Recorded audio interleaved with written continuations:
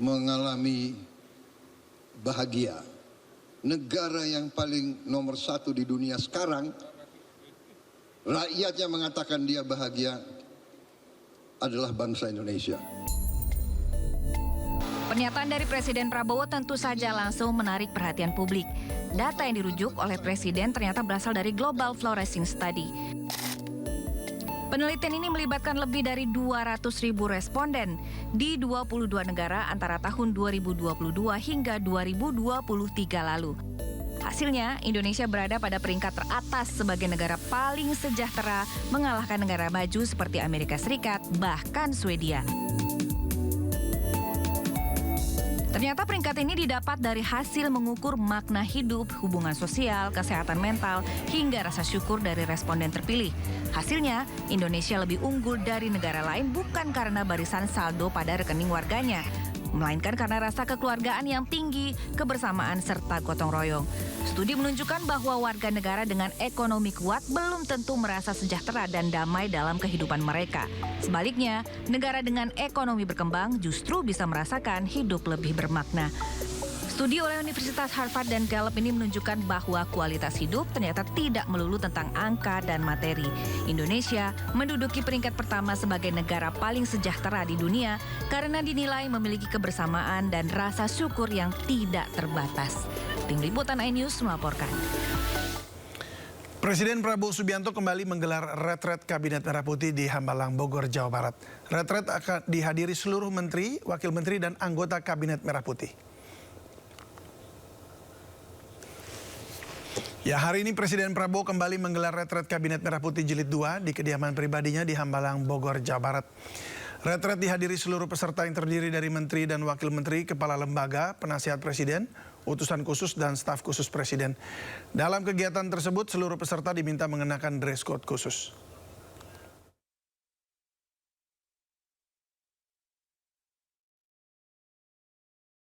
Mantan Menteri Pendidikan, Kebudayaan, Riset, dan Teknologi Nadiem Makarim didakwa merugikan negara sebesar 2,1 triliun rupiah dalam kasus dugaan korupsi pengadaan laptop Chromebook dan Chrome Device Management. Dakwaan ini dibacakan Jaksa Penuntut Umum dalam Pengadilan Tindak Pidana Korupsi di Pengadilan Negeri Jakarta Pusat. Mantan Menteri Pendidikan, Kebudayaan, Riset, dan Teknologi Nadiem Anwar Makarim didakwa secara resmi telah merugikan negara sebesar 2,1 triliun rupiah dalam kasus dugaan korupsi pengadaan laptop Chromebook dan Chrome Device Management dalam program digitalisasi pendidikan tahun 2019-2022. Dalam dakwaan yang dibacakan jaksa dalam Pengadilan Tindak Pidana Korupsi di Pengadilan Negeri Jakarta Pusat, angka kerugian negara tersebut berasal dari kemahalan harga Chromebook sejumlah 1,567 triliun rupiah serta pengadaan CDM yang tidak diperlukan dan tidak bermanfaat sebesar 621 miliar rupiah lebih. Kerugian tersebut berdasarkan laporan hasil audit penghitungan kerugian keuangan negara tertanggal 4 November 2025 dari Badan Pengawasan Keuangan dan Pembangunan atau BPKP. Jaksa menyebut dugaan perbuatan pidana Nadiem dilakukan bersama-sama dengan 3 orang terdakwa lainnya yang sudah menjalani persidangan terlebih dahulu. Jaksa menuturkan pengadaan Chromebook dan Chrome Device Management dilakukan Nadiem tidak sesuai perencanaan dan prinsip pengadaan sehingga tidak bisa digunakan di daerah terluar, tertinggal, dan terdepan. Selain itu, dalam dakwaan jaksa menegaskan bahwa terdapat markup atau kemahalan harga dalam pengadaan tersebut juga dilakukan tanpa dilengkapi survei data pendukung pada penyusunan harga satuan serta alokasi anggaran tahun 2020. Atas perbuatan melanggar hukum ini, mantan Mendikbudristek bersama mantan staf khususnya ini didakwa telah melakukan kerugian keuangan negara sebesar 2,1 triliun rupiah.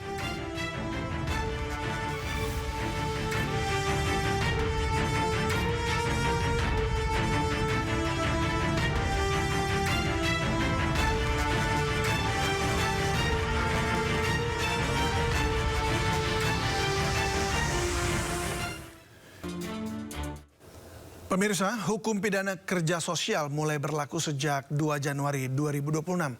Lokasi dan kerja sosial yang akan diberikan ditentukan oleh masing-masing pemerintah daerah terkait.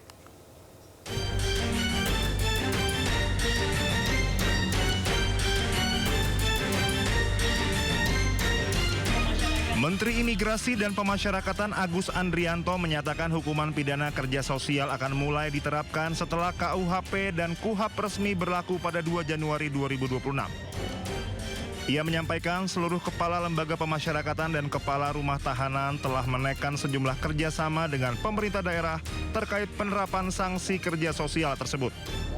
Nantinya lokasi dan kerja sosial yang akan diberikan ditentukan oleh masing-masing pemerintah daerah terkait.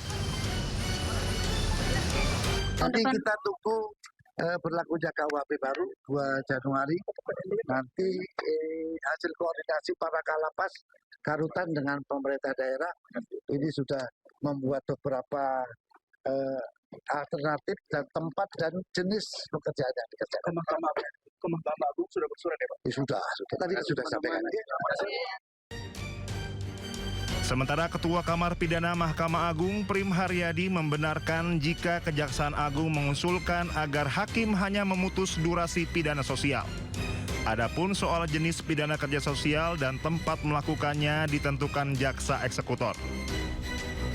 Prim mengatakan hingga saat ini Mahkamah Agung masih membahas masalah ini dan belum mengambil keputusan atas usulan kejaksaan. Menurut Prim, keputusan yang sudah diambil Mahkamah Agung yakni hakim akan menyebutkan kesalahan terdakwa, bentuk jenis pidana kerja sosial, lama durasi kerja dalam 1 hari dan 1 pekan, serta di mana terdakwa akan melaksanakan kerja sosialnya. Dikatakan bahwa kerja sosial itu tidak boleh lebih dari 6 bulan masanya. Oleh karenanya, hakim dalam menjatuhkan pidana kerja sosial harus menyebutkan dalam 1 hari itu berapa jam. Kemudian dalam 1 minggu itu berapa hari. Terdakwa harus melakukan kerja sosial dan menyebutkan di mana tempat kerja sosial itu dilakukan. Apakah di rumah sakit, apakah di rumah-rumah ibadah gitu ya. Nah, memang ini jujur saja ini ada pembicaraan lah antara Pak Jampidum dengan kami. Pak Jampidum menginginkan kalau bisa katanya sudah ada pembicaraan Pak Jampidum dengan Kementerian Dalam Negeri kalau tidak salah saya. Beliau berkeinginan agar hakim hanya menyebutkan tentang lamanya saja. Tempat itu nanti mereka yang menyesuaikan dengan kondisi daerah setempat. Pidana kerja sosial merupakan hal baru yang termuat dalam Undang-Undang Nomor 1 Tahun 2023 tentang Kitab Undang-Undang Hukum Pidana atau KUHP. KUHP baru ini akan mulai berlaku pada 2 Januari 2026 termasuk dengan Kitab Undang-Undang Hukum Acara Pidana atau KUHAP.